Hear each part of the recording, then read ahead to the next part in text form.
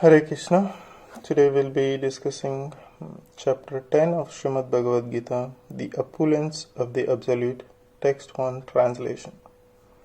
Sri Bhagavan Vacha. The Supreme Lord said, My dear Arjuna, my dear armed Arjuna, my dear friend, listen again to my supreme word, which I shall impart to you for your benefit and which will give you a great joy.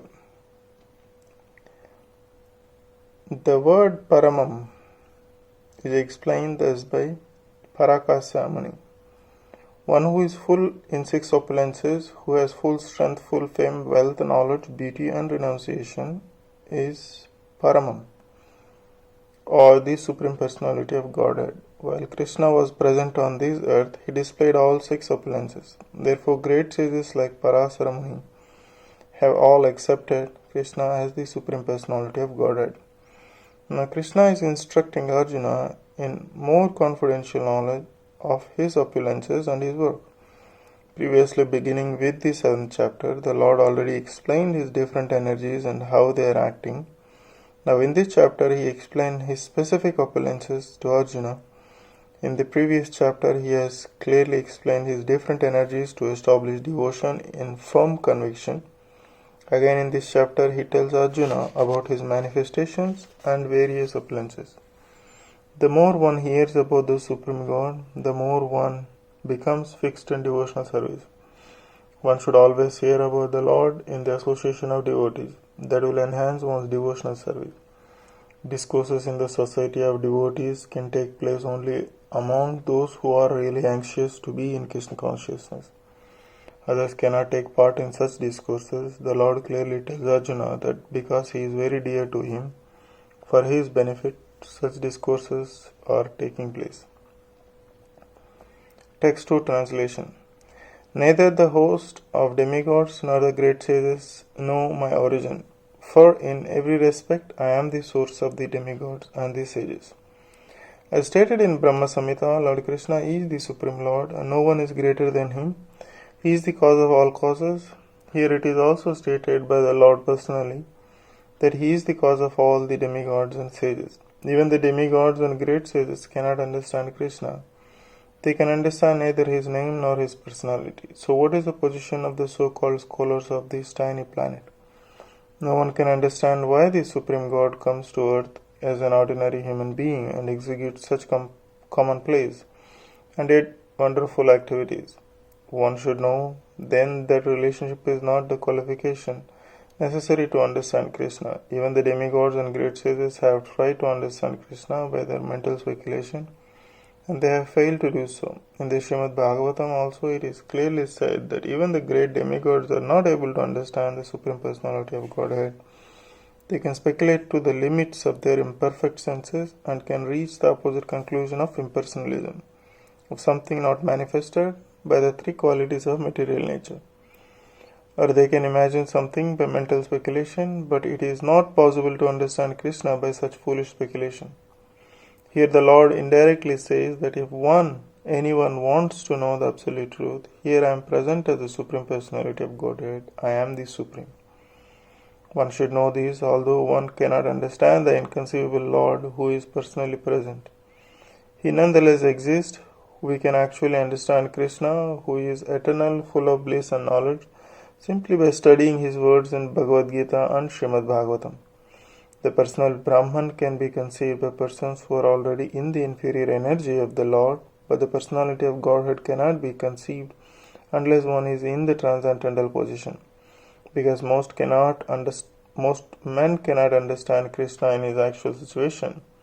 Out of his causeless mercy, he descends to show favor to such speculators. Yet despite the Supreme Lord uncommon activities, these speculators, due to the contamination in the material energy, still think that the impersonal Brahman is the Supreme. Only the devotees who are fully surrendered into the Supreme Lord can understand, by the grace of the Supreme Personality, that he is Krishna.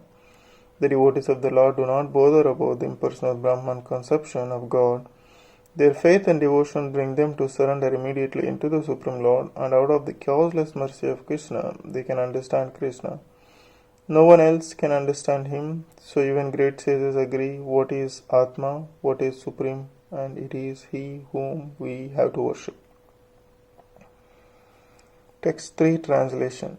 He who knows me as the unborn, as the beginningless, as the Supreme Lord of the world, He, undeluded among men, is freed from all sins. As stated in the 7th chapter, those who are trying to elevate themselves to the platform of spiritual realization are not ordinary men. They are superior to millions and millions of ordinary men who have no knowledge of spiritual realization. For out of those actually trying to understand their spiritual situation, one who can come to the understanding that Krishna is the Supreme Personality of Godhead, the proprietor of everything, the unborn, is the most successful spiritually realized person. In that stage only, when one has fully understood Krishna's supreme position, can one be free completely from all sinful reactions. Here the word ajam, meaning unborn, should not be confused with the living entities, who are described in the 2nd chapter as ajam. The Lord is different from the living entities who are taking birth and dying due to the material attachment.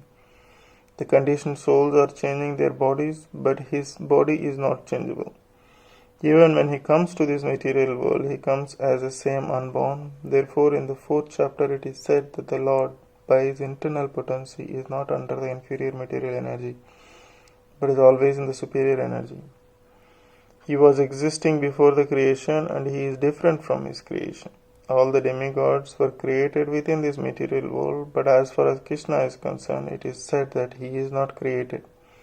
Therefore, Krishna is different when given from the demigods like Brahma and Shiva.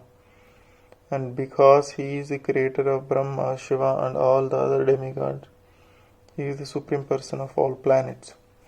Sri Krishna is therefore different from everything that is created, and anyone who knows Him as such immediately becomes liberated from all sinful reaction. One must be liberated from all sinful activities to be in the knowledge of Supreme Lord. Only by devotional service can He be known, and not by any other means, as stated in Bhagavad-Gita. One should not try to understand as human being Krishna as human being. As stated previously, only a foolish person thinks Him to be a human being.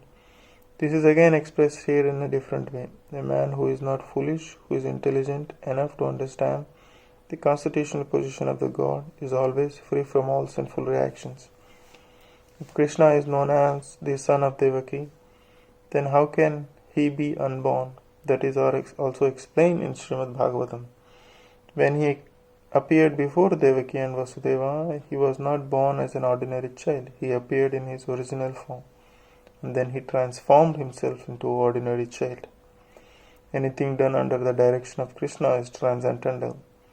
It cannot be contaminated by the material reactions, which may be auspicious or inauspicious. The conception that there are things auspicious and inauspicious in the material world is more or less a mental concoction, because there is nothing auspicious in the material world. Everything is inauspicious because the very material mask is inauspicious. We simply imagine it to be auspicious. Real auspiciousness depends on activities in Krishna consciousness and full devotion and service. Therefore, if we at all want our activities to be auspicious, then we should work under the direction of Supreme Lord. So directions are given in authoritative scriptures such as Srimad Bhagavatam and Bhagavad-Gita are from a bona fide spiritual master, because the spiritual master is the representative of the Supreme Lord. His direction is directly the direction of the Supreme Lord. The spiritual master, saintly person, and scriptures direct in the same way.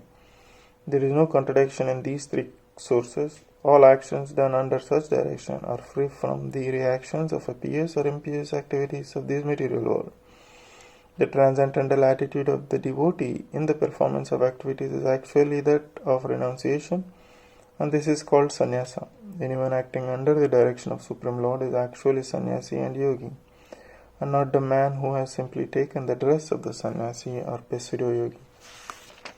Which ends the translation and text 3 of Srimad Bhagavad-Gita, chapter 10. Hare Krishna. Keep listening for text 4 and 5 in next chapter. Thank you so much. Hare Krishna, Krishna Krishna, Hare Hare, Hare Rama, Rama Rama, Hare Hare, Hare Krishna.